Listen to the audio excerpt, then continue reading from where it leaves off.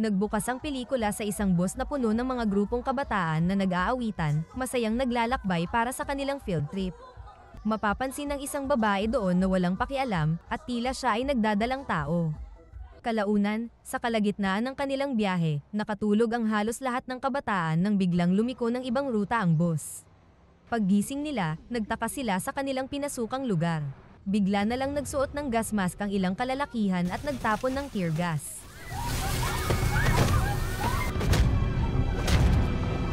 Pagkatapos kinuha nila ang babaeng buntis at dinala sa lihim na laboratorio. Nang maglaon, isang grupo ng mga asasin na nakasuot ng gas mask at armado ng mga baril ang naghahanda para salakayin ang laboratoryong ito. Pinatay nila ang lahat ng nasa paligid, walang iniiwang buhay. Lahat ay nababalutan ng dugo at mga bangkay. Habang papaalis na ang mga asasin, isang babae ang biglang nagising. Nakita niya ang mga tubo at kawad na nakakabit sa kanyang katawan, malinaw na isa siyang test subject. Kilala siya bilang ARC-1. Balot ng dugo, siya ay paika-ikang lumabas, halos hindi makalakad ng maayos. Bigla na lang sumabog sa sakit ang kanyang ulo at dumugo ang kanyang ilong. May mga bisyo ng lindol at tsunami ang kumislap sa kanyang paningin. Ngunit ang pinakakatangi-tangi ay ang yelo at nyebe sa paligid, lumulutang sa ere na para bang may kumokontrol dito. Nang humupa ang sakit ng ulo, bumalik ang lahat sa normal. Si ARC-1, na may walang emosyon sa mukha, ay naglakad papunta sa kagubatan at tuloy-tuloy hanggang sa pangunahing kalsada kung saan siya ay biglang tumawid sa harap ng isang kotseng mabilis ang takbo.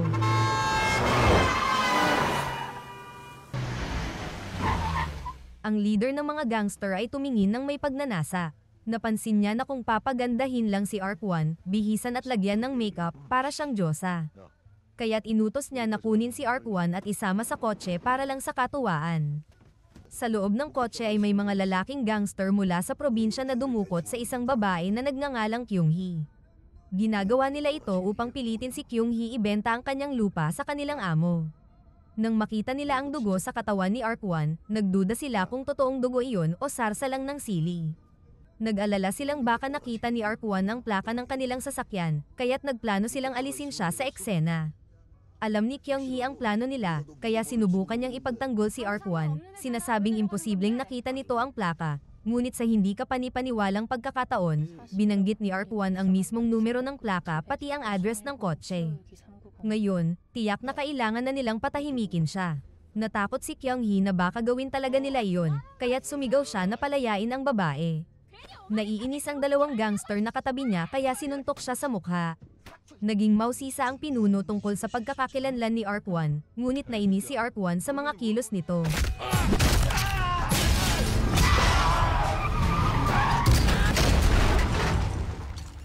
Dahil sa gulo, nawalan ng kontrol ang sasakyan at bumangga sa kagubatan. Sa kabutihang palad, nakasuot ng seatbelt si Kyung-hee kaya nakaligtas siya. Lumabas siya ng kotse at nakita si ARC-1 na handang patayin ang halos walang malay na gangster. Huwag mo siyang patayin. Utos lang ang sinusunod niya. Kapag ginawa mo yan ay mapapahamak ka, wika ni Kyung-hee. Kinuha ni Kyung-hee ang cellphone ng gangster upang humingi ng tulong, at pagkatapos ay dinala niya si ARC-1 palayo sa eksena. Tinawagan niya ang kanyang tiyo na isang veterinaryo. Dinala agad si ARC-1 sa klinik ng veterinaryo. Tinurukan ng iniksyon si ARC-1 at nagsimulang tanggalin ang mga bala sa kanyang katawan. Nang makita niya ang x-ray, napansin niyang may maliit na bagay na nakabaon sa cerebellum ni ARC-1, ngunit hindi niya ito kayang alisin. Ang dami ng bala at shrapnel sa katawan nito ay sapat na para pagpawisan ang veterinaryo dahil unang beses niyang naka-encounter ng ganito. Uminom siya ng alak para kumalma, ngunit napansin niya na kusang gumagaling ang mga sugat ni ARC-1. Lasing lang ba ako, o guni-guni lang to? Tao ba talaga tong batang to? Bulong niya sa sarili. Kinamot niya ang ulo at pinisil ang tenga niya, pagkatapos ay lumabas upang makipag-usap kay Kyung-hee. Sinabi ng veterinaryo, ano bang problema sa kaibigan mo?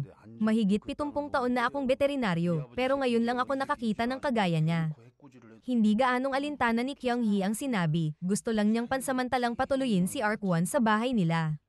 Sumakay silang dalawa sa kotse at bumiyahe hanggang lumubog ang araw. Pagdating nila sa bahay, nakita sila ng nakababatang kapatid ni Kyung-hee, si Dae-gil, at napansin niyang sugatan ang kanyang ate. Nilapitan niya ito para tingnan ang sugat, ngunit inakala ni ARC-1 na sasaktan niya si Kyung-hee kaya pinigilan niya ito. Pagkatapos, naghanda na silang maghapunan. Sinimulan ni Degil na pintasan ang luto ng kanyang ate, sinasabing hindi daw ito masarap kaya nagtalo sila. Hindi pinansin ni Ark-1 ang kanilang pagtatalo at nagsimulang kumain ng parang gutom na gutom. Ilang segundo lang ang lumipas, nagulat ang magkapatid na ubos na ang lahat ng pagkain. Pagkatapos ng hapunan, dinala ni Kyung-hee si Ark-1 sa kanyang silid at binigyan siya ng mga designer na damit. Salamat sa pagsagip mo sa akin sa mga gangster na yun, sabi ni Kyung-hee. Samantala, nakaupo si Johan, isang mersenaryo, sa tabi ng tumpok ng mga bangkay habang nagyoyosi. Napansin niyang gumagalaw pa ang isang batang babae sa harap niya. Hinawakan ni Johan ang kanyang baril at walang awang binaril sa ulo ang bata. Tumawag sa kanya ang kanyang assistant sa radyo. "Nasaan ka, boss?" tanong ng assistant niya. "Halika rito at linisin mo tong kalat," sagot ni Johan. Pagkarating niya sa kotse, kailangan pa niyang tiisin ang pagrereklamo ng nakakainis niyang assistant na si Tom. Pagbalik nila sa hotel, tinanggal ni Johan ang mga bala sa kanyang katawan gamit ang kamay. Agad gumaling ang mga sugat, katulad ng paggaling ng mga sugat ni Ark-1. Lumitaw ang mga ugat sa ilalim ng kanyang balat na parang mga ugat ng puno. Pinilit niyang kontrolin ito sa pamamagitan ng pagsuntok sa pader. Pagkatapos linisin ang sarili, nakatanggap siya ng mensahe na nagpatawag ng pagpupulong sa base militar sa Jeju Island. Ang nagpatawag sa kanila ay ang kakambal ni Dr. Beck. Ikinwento nito kay Johan ang tungkol kay Ark-1. Ipinaliwanag niya na siya at si Dr. Beck ay nakahanap ng perpektong host, isang babaeng nagtatrabaho noon sa isang fashion company. Ang babae ay buntis ng isang batang babae. Nagdesisyon si Dr. Beck na bigyan ng kakambal ang sanggol. Pero sa proseso ay hindi nila sinasadyang makalikha ng perpektong nilalang, at ito ay si Ark-1. Pagkatapos ng masaker sa lihim na laboratorio, hindi nila alam kung paano nakaligtas at nakatakas si Ark-1. Natakot ang doktora na baka maging banta si Ark-1 tulad ni Jo-hyun, kaya iniutos niya kay Johan na patayin si Ark-1 sa anumang paraan. Batid ni Johan ang matinding panganib sa misyong ito, pero may utang na loob siya sa doktora mula 10 taon na ang nakalipas. Binigyan siya ng doktora ng tracking device upang hanapin si Ark-1. May chip sa utak ni Ark-1 na nagtatala ng kanyang kilos at lokasyon. Kung maaalala nyo ng ginagamot ng veterinaryo si Ark-1, napansin ng veterinaryo ang chip sa kanyang cerebellum, pero hindi ito naalis. Kapag napalapit sila Johan at Tom ng sapat sa chip, maglalabas ng signal ang tracking device. Kaya ang kailangan lang gawin ni na Johan at Tom ay magmaneho sa paligid, umaasang malapit lang si Ark-1. Nag-ikot sila hanggang sa halos maubusan na sila ng gasolina, ngunit napansin nilang may sumusunod sa kanila. Binilisan ni Tom ang takbo ng sasakyan hanggang sa nawala sa paningin ng dalawang lalaki na humahabol sina Tom at Johan.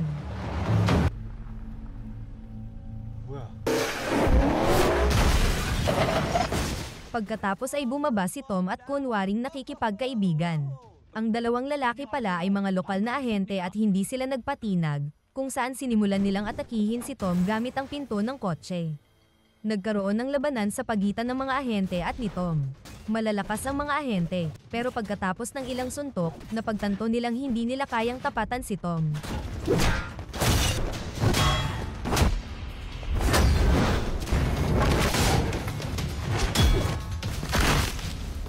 Ilang segundo lang, natalo ang dalawang ahente. Pagkatapos ay umalis na sila at nagpatuloy sa pagmamaneho sa paligid ng isla na may lawak na higit 1,800 kilometro para hanapin si Ark-1. Biglang tumunog ang tracking device, ibig sabihin malapit na sila kay Ark-1, pero hindi nila alam ang eksaktong lokasyon kaya paikot-ikot lang sila. Kinagabihan, sa bahay ni Kyung-hee, nagpapahinga si Ark-1 nang biglang sumakit ang ulo niya. Parang huminto ang oras. May boses na bumulong, "Anak, lumapit ka sa akin." Tumagal ng ilang sandali bago humupa ang pakiramdam at bumalik sa normal ang lahat.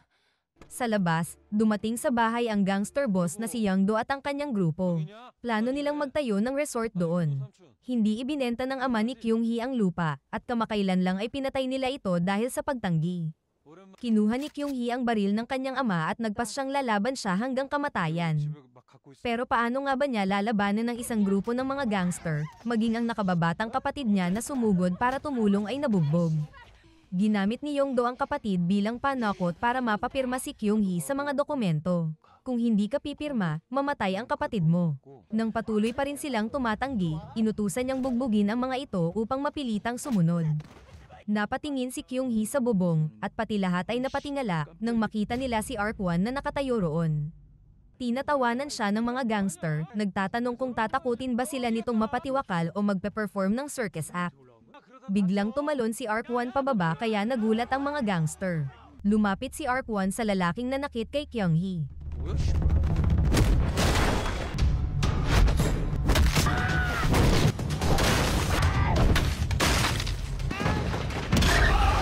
Sanay si Young-do, ang leader ng mga gangster, sa pananakot ng mahihina kaya nang makita niya ito, napaihi siya sa takot. Sa pagharap ni Ark-1 sa kanya, labis ang takot ni Young-do. Ang dating malakas na pinunong gangster ay nanginginig na ngayon sa takot. Ayaw ni Kyung-hee na lumala pa ang sitwasyon, kaya dali-dali siyang lumapit at nakiusap kay Ark-1. Nakita niyang takot na si Young-do kaya sinampal niya ito upang matauhan. Doon lamang sila nagkanda o gaga sa pagtakas palabas ng bukid. Nang masaksihan ni Degil ang kapangyarihan ni Ark-1, inisip niyang isa itong alien.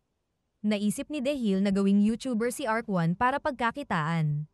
Kinabukasan, ipinakita niya kay Ark-1 kung paano kumikita ng pera ang mga tao sa YouTube, ngunit pagkain lang ang interes nito. Para mapalapit ang loob ni Ark-1, dinala niya ito sa supermarket at bumili ng sandamakmak na merienda.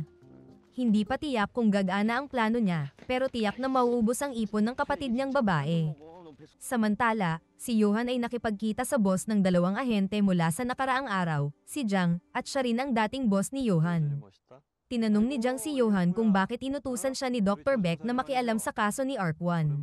Bukod pa rito, may mga pag-atake sa mga laboratorio sa Hong Kong, Bangkok, at Shanghai bago pa man dumating sa Jeju, kung saan ninakaw ang mahahalagang materyales at mga test drug. Kalma lang si Johan at sinabing wala siyang pakialam. Ngunit hindi lang si Johan ang naghahanap kay Ark-1. May 4 pang genetically engineered na mga assassin, at sila ang pumatay sa lahat ng tao sa lihim na laboratorio.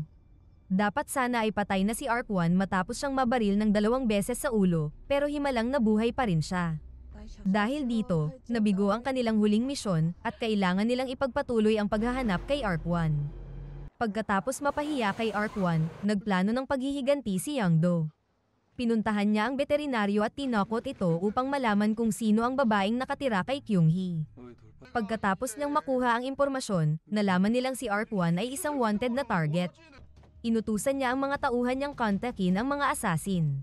Habang nasa supermarket si Kyung-hee, nakatanggap siya ng tawag mula sa kanyang veterinaryong tiyuhin na humihingi ng tulong. Nagkita sila ni Kyung-hee at binalaan siya ng veterinaryo na kung patuloy niyang papanatilihin si Ark-1, mapapahamak siya. Alam niyang kakaiba at napakalakas ng kapangyarihan ni Ark-1. Pinayuhan niyang mas mabuting ibigay na lang ang lupa sa kanila, tanggapin ang pera, at tumakas. Pagpasok ni Kyung-hee sa sasakyan, sumabay si Johan. Ipinakita niya kay Kyung-hee ang video ni Ark-1 na pumapatay ng mga tao sa laboratorio. Sinabi niya na kung ayaw niyang mapatay ang kapatid niya, dapat hikayatin niyang tumakas si Ark-1 dahil maaari itong maging halimaw anumang oras. Sinabi niyang sila na ang bahala kay Ark-1. Samantala, dinala ni Degil si Ark-1 sa bubungan para mag-abang ng mga bulalakaw. Pero wala silang nakitang bulalakaw, kaya sinubukan niyang kumbinsihin si Ark-1 na maging YouTuber para kumita ng pera, pero walang pakialam si Ark-1. Nang sabihin ni Degil na o-order siya ng pizza at pritong manok, biglang lumiwanag ang mga mata nito. Sinabihan niya si Ark-1 na igalaw ang mga bagay gamit ang isip, at ginawa nga nito. Bigla na lang, lahat ng bagay sa paligid, pati mga aso at pusa, ay lumipad sa ere dahilan para mapanganga si Degil. Sa gabing iyon din, nagtungo si Young-do at ang kanyang mga tauhan sa hotel upang makipagkita sa 4 na genetically engineered na mga assassin. Pagkapasok pa lang nila, agad pinatay ang 2 niyang pinagkakatiwalaang tauhan. Sa una, inakala ni Young-do na maaari niyang ipagpalit ang lokasyon ni Ark-1 kapalit ng pera. Hindi niya alam na ang mga bagong kasosyo niya ay mga walang awang clone assassins. Binalaan siya ng babae na kung hindi siya magsasalita, huhugutan niya ang kanyang puso, atay, at baga. Sa pagkakataong ito, labis na natakot si Young-do. Agad siyang nagplano at nagsabing sasamahan niya sila sa bahay na tinutuluyan ni Ark-1. Natuwa ang mga assassin at binigyan siya ng isang serum na pampalakas matapos niyang ibigay ang lokasyon ni Ark-1. Sa mga oras na iyon, nakauwi na si Kyung-hee. Pagkatapos mag-alinlangan, sinabi niya kay Ark-1 na tumakas na agad dahil napakamapanganib na manatili dito. Naramdaman agad ni Ark-1 ang presensya ng mga assassin na nasa ilalim ng utos ni Johan. Naghihintay sila sa labas, handang magpaputok ng mga rocket papasok sa bahay sa oras na lumabas ang magkapatid. Ngunit biglang dumating ang isang grupo ng mga assassins na nagmamaneho ng mga sasakyan upang harangin ang pagtakas ng magkapatid. Sila ang 4 na clone assassins kasama si Youngdo at ang kanyang mga tauhan. Dinala ni Degil si Ark-1 sa bubong at ipinakita ang daan ng pagtakas papunta sa kagubatan. Napansin ito ng mga tauhan ni Johan, ngunit hindi sila nagpaputok dahil ayaw nilang madamay ang mga inosente. Kinuha ni Kyung-hee ang kanyang hunting rifle at tinutukan si Youngdo, ngunit pinalakas na siya ng serum at wala nang kinatatakutan. Pagkatapos ay binaril niya si Kyung-hee. Nang marinig ang putok ng baril, tumakbo pababa ang kapatid upang tulungan siya at iniwan si Ark-1. Nakita ng assassins ang pagkakataon at nagpaputok ng rocket kay Ark-1. Pagkatapos ng pagsabog, nawala ang signal mula sa chip ni Ark-1. Sinubukan ng assassin na may dalang rocket na tumingin sa paligid, ngunit hindi niya makita si Ark-1. Biglang tumalon mula sa itaas ang isang assassin at inatake siya. Ang babaeng ito ay napakabilis kaya't hindi siya tinatamaan ng mga bala. Bukod pa roon, napakahusay niya sa paggamit ng kutsilyo.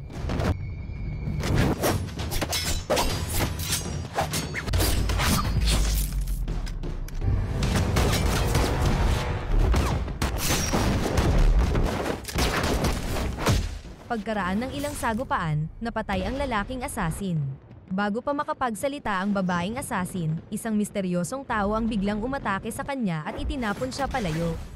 Sa kabilang panig, handa na sanang patayin ni Youngdo si Kyung-hee at ang kapatid nito, ngunit binaril siya ni Johan.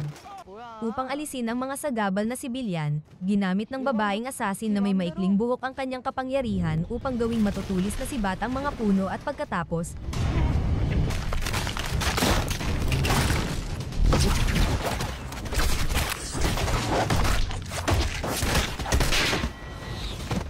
ngayon ay sila-sila na lang ang natira sa labanan.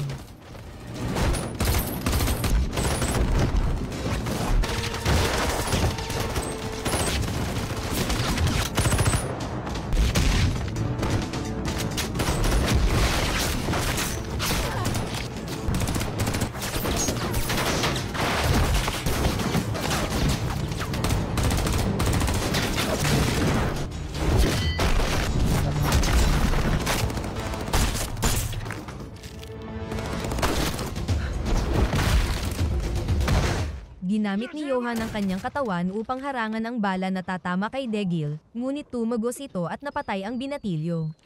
Dahil sa matinding galit, kinuha ni Johan ang kutsilyo upang umatake, ngunit nasa lag ito ng assassin.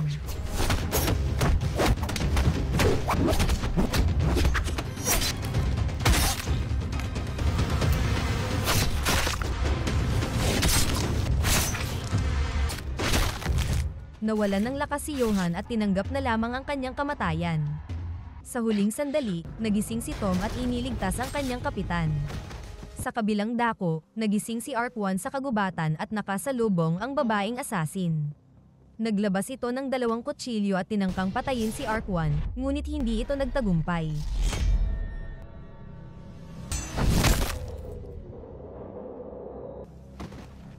Hila-hila ni Ark-1 ang bangkay at labis na nasaktan nang makita sina Kyung-hee at Degil na patay na sa lupa.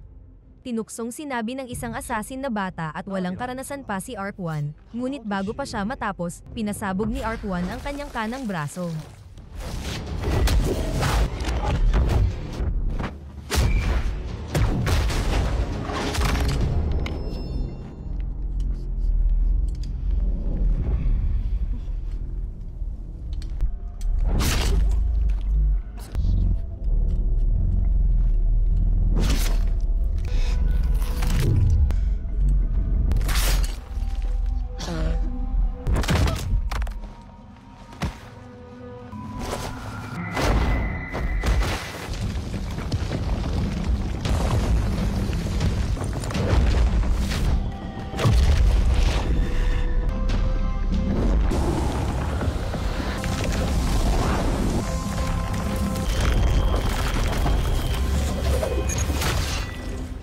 Natakot ang natitirang babaeng assassin at tumakbo patungo sa kotse. Laking gulat niya nang bumaba si Jo Hyun mula roon. Lumalabas na si Jo-hyun pala ang boss ng mga assassin na ito. Ibinunyag ni Jo-hyun na si ARP-1 ay kapatid niya at hindi niya iniutos sa kanila na patayin siya. Kaya dahil dito, walang pag-aatubiling pinatay ni Jo-hyun ang kanyang tauhan. Ibinunyag din na layunin ni Jo-hyun na muling makasama ang kanyang kapatid upang magkaroon ng pagkakataong hanapin ang kanilang ina. May nagsabi sa kanya na may koneksyon si ARP-1 sa isipan ng kanilang ina at hinahanap din ng kanilang ina si ARP-1. Kapag nakita na nila ang kanilang ina at makapagpa-transplant ng bone marrow si Jo-hyun mula sa kanilang ina, maaayos na ang matagal ng sakit na nagpapahirap kay Jo-hyun. Tinurukan ni Jo-hyun ng pampatulog si ARP-1 at magkasama silang umalis sa kotse. Pagkaalis nila ay nagising si Tom. Lumalabas na alam niyang hindi niya sila matatalo kaya nagpanggap siyang patay at gayon din ang ginawa ni Johan. Dahil sa malubhang sugat, hindi na nila magawang habulin si ARP-1. Tinawagan ni Johan si Jang para humingi ng tulong. Nakatayo pala siya sa bubong sa buong oras na iyon. Huwag kang mag-alala, wika ni Jang. Alam ko kung saan sila papunta. Sa huling eksena, ipinapakita ang ina ni Jo-hyun at ARP-1 at siya pala yung babaeng dinukot sa boss sa umpisa ng pelikula.